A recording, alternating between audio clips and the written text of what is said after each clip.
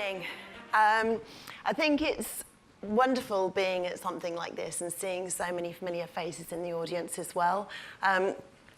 When I had the opportunity to step forward to be CEO of our firm, it was very much with a belief that businesses can and have a responsibility to make an impact on the world that we inhabit. And so what I thought I'd do is just take a little bit of a gander through the different ways in which I think we can make a difference in actually defining what is a great, successful economy, in thinking about how business is participating in society, and thinking about who do we celebrate? What do we give our young people to aspire to? And One Young World is, I think, a fantastic example of that. So let me just take an exploration around that. The first one is if we're looking at a vibrant economy, and we're defining what does success look like for our future, we're still operating in a world where we have, as a mainstream system, a very binary measure of success, GDP, and a system that actually encourages to look at that in a very short-term time frame. And yet we know that all of the challenges that our world faces, from really big challenges such as climate change, through to day-to-day challenges of seeing people on our streets without homes that really need to be not there in today's world, that for all of those, using those binary measures and those short-term approaches don't actually work. And so the first place that we wanted to look at was, well, what if we could redefine what success looks like?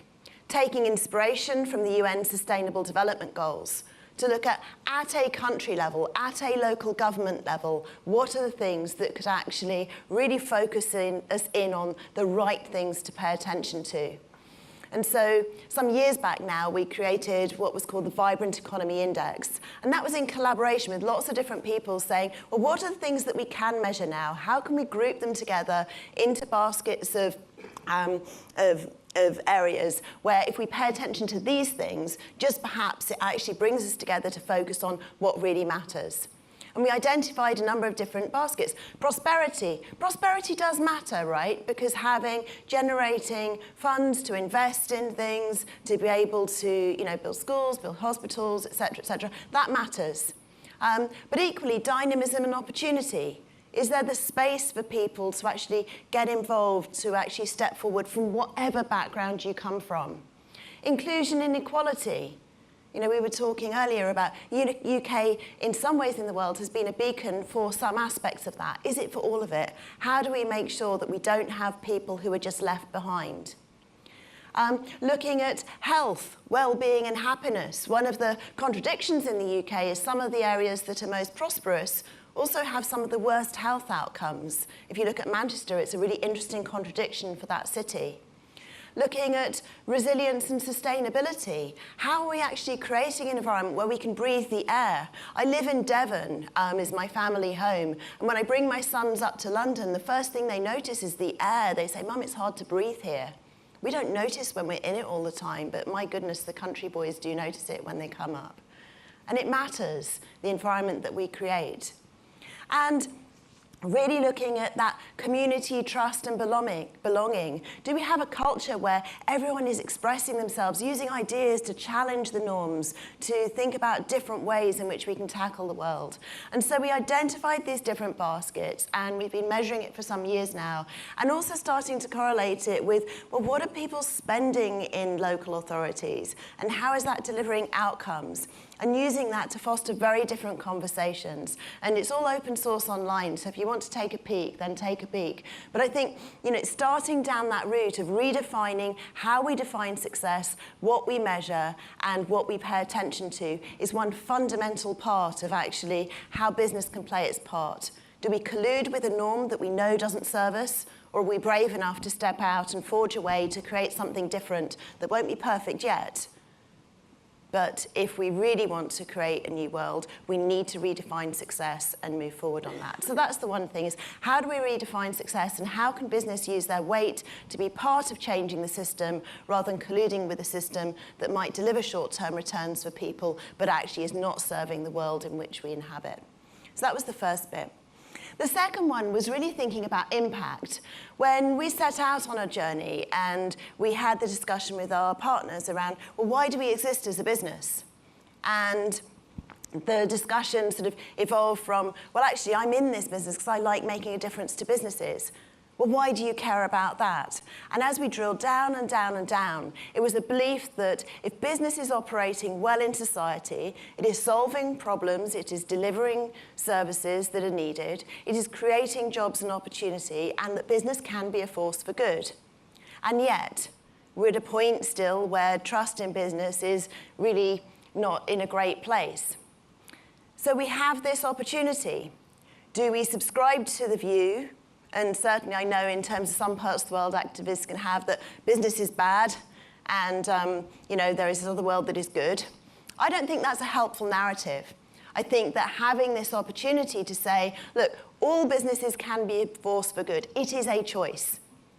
Putting us in a position where we actually choose to look at that and choose to think about how we can actually use our influence in a positive way is a responsibility and a really exciting opportunity, because when you go down that route, you attract great talent, you attract great businesses, and there's loads of evidence now that operating a business for profit with purpose is actually the way to sustainable success. And that's the journey that we're on. It is hard because you're in a system that values short-term profitability above all else. And yet, if you can actually make that shift and really focus, it can make a real difference to your business.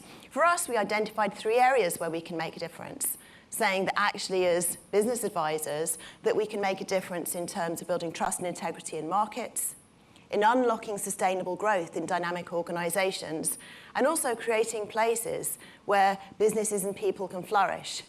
And you might be sitting there in the audience a little bit skeptical about, well, how can business make a difference in that? Well, we looked at ourselves and said, well, I could look at myself and say, what can I do? And be a bit limited. I could look and say, I have 5,000 people in the UK, what can we do? But actually we looked back in a different way and said, we serve 56% of the FTSE 100. Our private sector clients employ 6.3 million people in the UK. That's 25% of private sector employment in the UK. And we serve 40% of the public sector. What if we can actually convene people across those areas to inspire and bring people together to think about how we can address collective challenges? That's how we feel we can make a difference. We're on a journey, we're figuring it out, we don't get it all right, but my goodness, I think it's worth a try, because I know other businesses working in this space who've borne up with purpose. We're actually working as to almost rediscover what was inside a lot of the people who joined our business and liberating them to realize that actually through their work, they can make a difference. And my final one, and this is just awesome timing because I see the guys have got their van through security, is actually thinking about, well, what do we inspire our young people with? And when we started our discussions around vibrant economy, we had lots of dinners with different leaders around the country. I think we had over 140 people to dinner, served by people from catering colleges who'd been working with master chefs. It was all quite fun. And one of the discussions was, do our young people actually aspire to be taking their part as leaders in society? And what do they aspire to be? And the top 3 were footballer, pop star, hairdresser, and they're all fine. And yet we know that actually wouldn't it be wonderful if we had young people aspiring to play their part in business, in third sector, in all of these different ways in which you can play your part. And we thought, actually, wouldn't it be wonderful to celebrate leaders who are doing amazing things, challenging the norm, finding new ways to lead. And so we created our Faces of Vibrant Economy. I'm delighted to see Helen is in the audience and Mohammed and Hashi have just arrived. And I think probably, Michael, that's probably a good place to sort of think about who we celebrate in society. So I'll sum up in that what we measure, how we think about our impact, and who we celebrate are ways in which I think real mainstream businesses, as mine is, can make a difference and play our part in shaping a world that we're proud to pass on to our children. That's my dream. It's a tough gig and it's a tough journey, but I think it's going to be worth it. Thank you. Thank you very much. Thank you.